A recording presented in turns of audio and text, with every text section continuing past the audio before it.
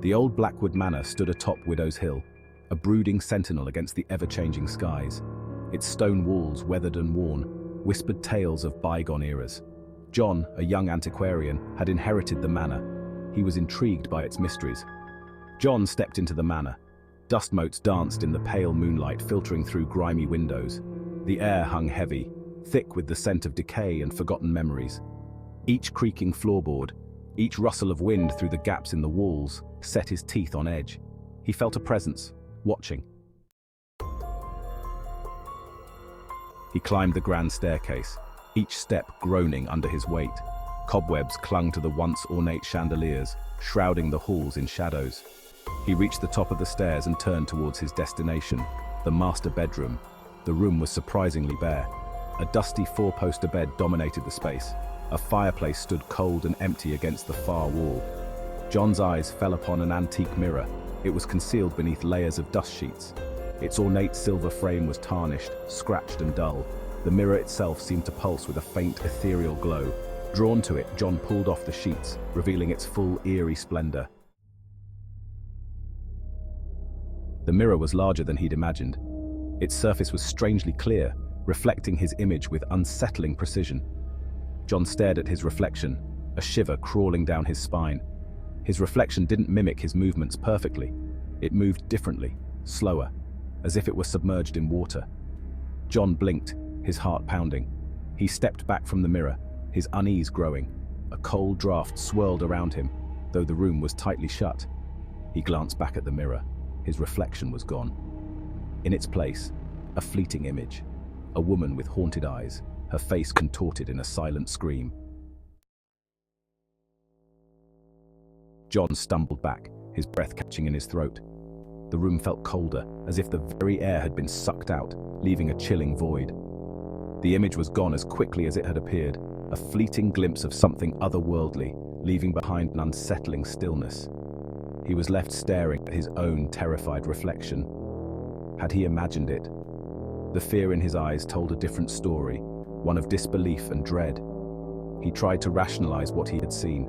His mind raced, searching for a logical explanation in the midst of the chaos. A trick of the light, perhaps. The flickering candlelight casting deceptive shadows, playing tricks on his weary mind. Figment of his imagination playing on his nerves in this old, decaying house. The walls seemed to close in, the decay whispering secrets of the past, yet deep down, a primal fear twisted in his gut.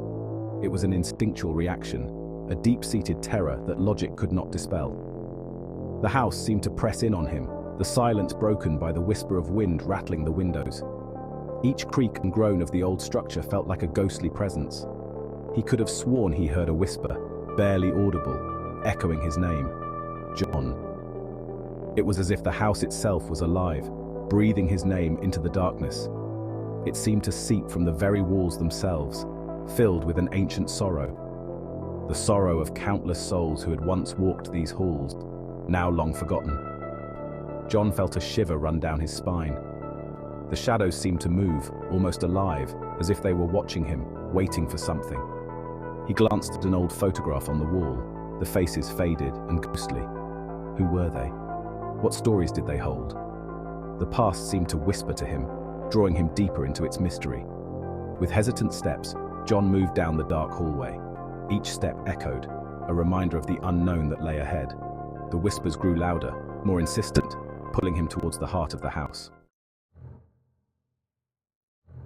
Nightfall descended upon Blackwood Manor, casting long, eerie shadows across the grounds.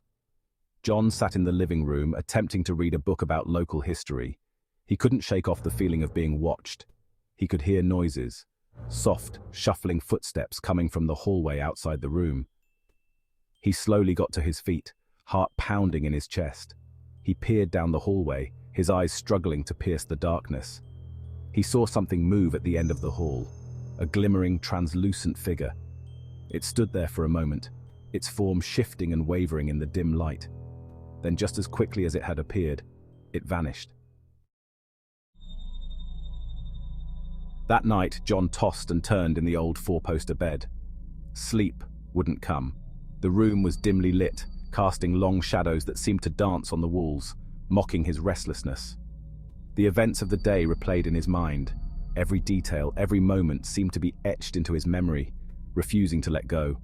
The unsettling reflection in the mirror, the ghostly whispers that seemed to come from nowhere, and the shadowy figure in the hallway. It all felt too real, too vivid to be just a figment of his imagination. He was plagued by nightmares, each one more terrifying than the last, leaving him gasping for breath.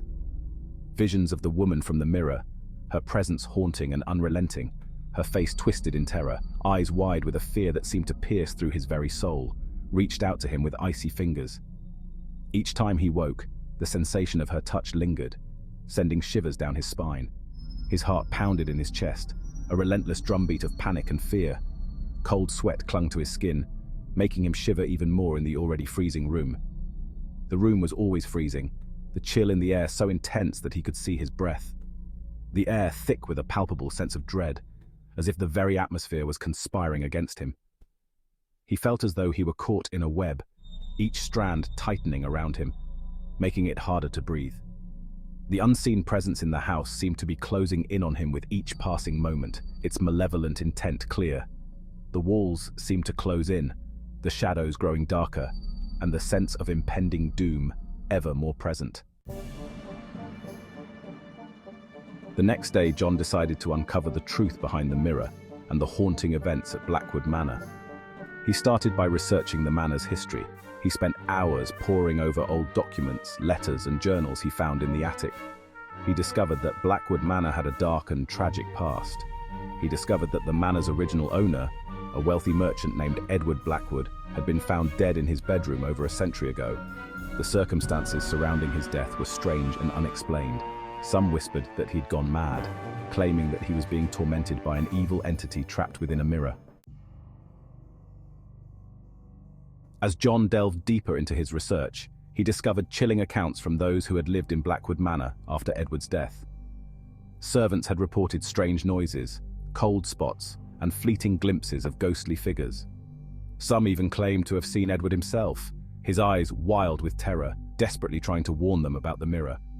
One entry in a maid's diary sent a shiver down John's spine. She described a night when she had seen a man trapped within the mirror. He had been begging for help, his voice muffled and distorted.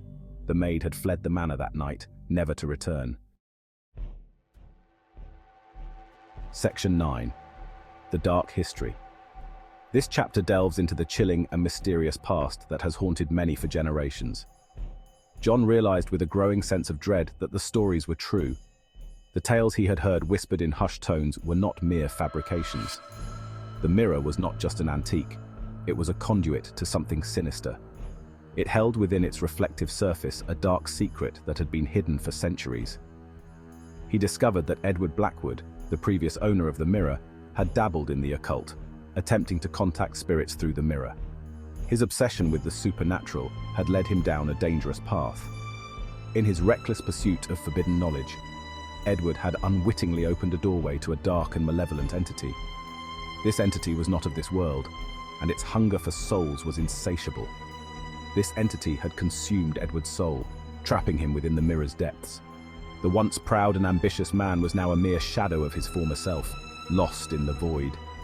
Now, it seemed, the entity was hungry for more souls to devour.